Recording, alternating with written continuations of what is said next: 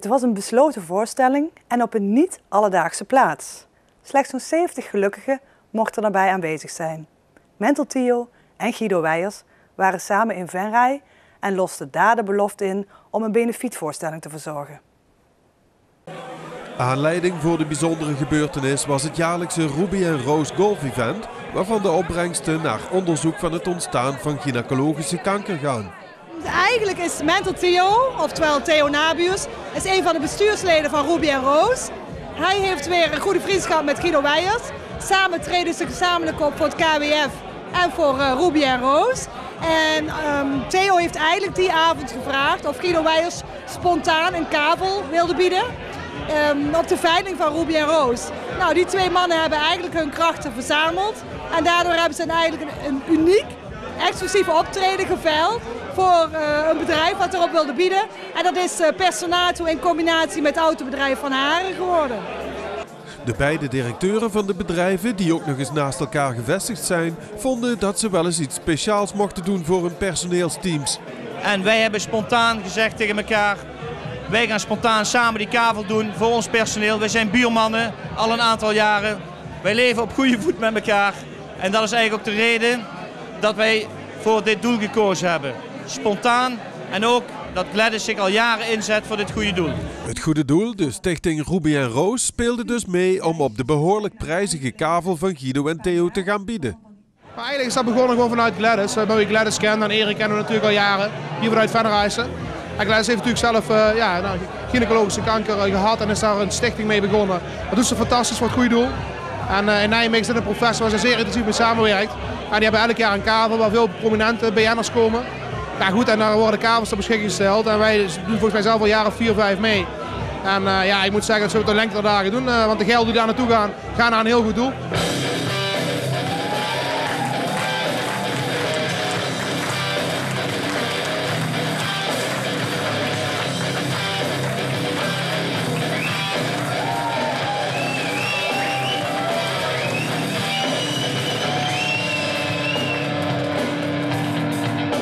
En uit. Oké, dat was de kijk. Oké, leuk. Leuk om hier te zijn. Kanker in de breedste zin is natuurlijk vreselijk. Is vreselijk. En zeker als het heel dichtbij komt, dan word je pas wakker. En in mijn geval ook, als er iemand heel dichtbij, een vriendin die ik een jaar lang heb begeleid naar de dood toe. Als je die kunt steunen en als die jou ook de inspiratie geeft om dit te doen na haar dood, is dat ontzettend mooi. En samen met mij, onder andere zoals vandaag met Guido Weijers erbij, die zich ook echt waanzinnig inzet voor het goede doel. Is het leuk als je de krachten bundelt en het vandaag tot uiting brengt. Even warm, even die handen warm maken. Dat we even gewoon ook weten, even lekker warm wrijven. Ja? En even allemaal boven je hoofd. Even allemaal die handen boven je hoofd. Ja? Lekker warm wrijven, nog warmer. Ja? En nu leg je die warme handen in het kruis van je buurman of buurvrouw. De meeste aanwezigen konden zich niet voorstellen hoe het optreden van beide heren eruit zou gaan zien. En dat ze samen op hetzelfde podium zouden staan. Dat kan ik me ook niet voorstellen. Die man die slurpt zoveel aandacht naar zich toe. Nee, hij lacht nu. Nee, hartstikke leuk juist. Ja, ik wist eigenlijk ook niet dat Theo zich zoveel inzette voor een goed doel. Maar als je zelf je gaat inzetten voor dingen, dan kom je erachter wie dat nog meer doet. En toen kwam ik ook achter het verhaal van Theo. Dus vandaag bundelen we onze krachten. Jij hebt zelf geen speciale reden om mee te doen hiermee? Ik heb heel veel speciale redenen om geld in te zamelen voor onderzoek tegen kanker. Maar dat is privé. Dus er zijn allemaal mensen die ik zelf ken en ik wil daar ook niet mee leuren of zo. Maar neem maar van mij aan, iedereen kent iemand die lijdt aan die verschrikkelijke ziekte. Het duurt nog 2 weken voor de jaarwisseling. Genoeg tijd voor iedereen in Venray om zijn goede voornemens nog even op een rijtje te zetten voor 2013. Pela Maas TV polst op straat wat men zich voorneemt. Wat zijn uw goede voornemens voor 2013? Om zo gezond mogelijk te leven. En hoe doe je dat? Ja, gewoon normaal. Hoe dat ik het altijd gedaan heb.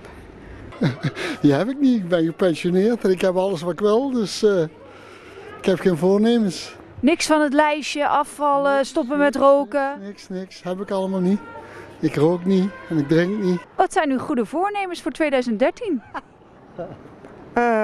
Niet te veel te eten en goed zijn voor een ander, dat is het. Oké, goede voornemen heb ik nog helemaal niet over nagedacht. Goede voornemen is, laten we met z'n allen een bijdrage leveren aan een hele mooie wereld. Nou, daar moet ik nog even over nadenken, want het duurt nog even een weekje. Hè? Van veel geluk, gezondheid en veel plezier maken in het nieuwe jaar. Geen lijstje met bepaalde wensen voor 2013? Nou, op dit moment nog niet. Ik denk altijd van als je geluk hebt en je bent gezond, dan ben ik al heel erg blij. Wat zijn uw goede voornemens voor 2013? Ja, dat...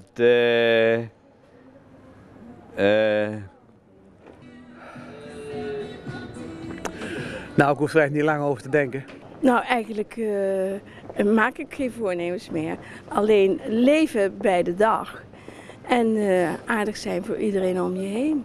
Lukt dat een beetje? Dat lukt, daar doe ik mijn best voor. En dan wie goed doet, goed ontmoet, hè? Zo werkt het. Lief zijn voor elkaar. Dat is eigenlijk alles.